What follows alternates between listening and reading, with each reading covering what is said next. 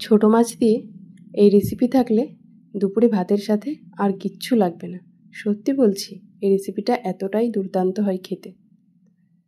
ছোট মাছের এই রেসিপি তৈরির জন্য মাছটা ভালো করে ধুয়ে লবণ হলুদ মাখিয়ে নেব।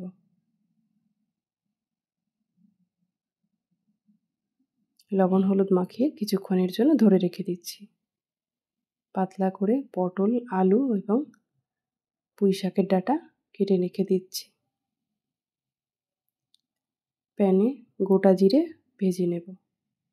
প্যানে তেল দিয়ে সেই তেলে মাছটা ভেজে নিতে হবে।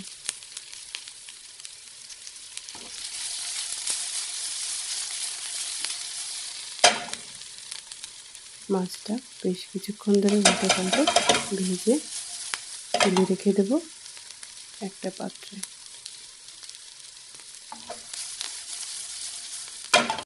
এরপর প্যানে তেল দিয়ে সেই তেলে ফোড়ন দিয়ে দেব 1 চামচ গোটা জিরে।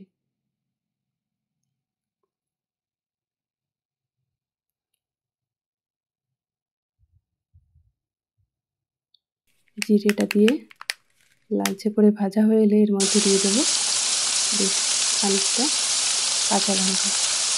কাঁচা লঙ্কা দিয়ে এর মধ্যে দিয়ে দেবো পাতলা করে কেটে রাখা পটল, দিয়ে দেব আলু এবং সবশেষে দিয়ে দেব পুঁই শাকের ডাঁটা। এই সমস্ত সবজি বেশ কিছুক্ষণ ধরে নাড়াচাড়া করব, খুব বেশিক্ষণ নয়।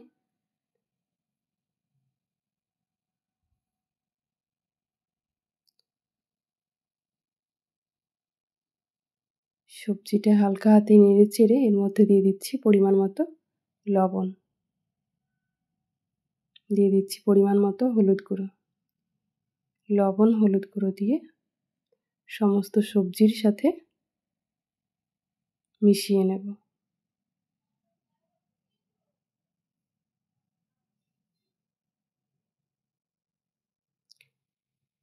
এরপর সবজিটা বেশ লালচে করে ভেজে নেব।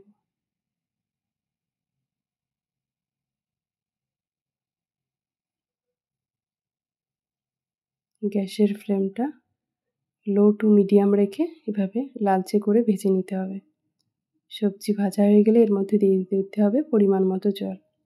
খুব অল্প পরিমাণ জল দিতে হবে। ঢাকনা দিয়ে দেবো কিছুক্ষণের জন্য। ঢাকনাটা তুলে নিয়ে এর মধ্যে দিয়ে দেব ভেজে তুলে রাখা মাছগুলো। মাছগুলো দিয়ে 2 থেকে 3 মিনিটের জন্য আবারও ঢাকনা দিয়ে দিচ্ছি। এরপর ঢাকনা তুলে নিয়ে মাছটা সবজির সাথে মিশিয়ে নেব।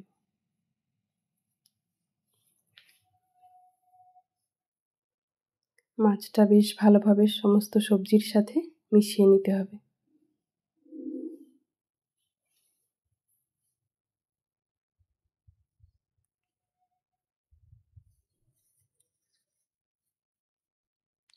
এরপর এর মধ্যে দিয়ে দেব বেটে রাখা জিরে।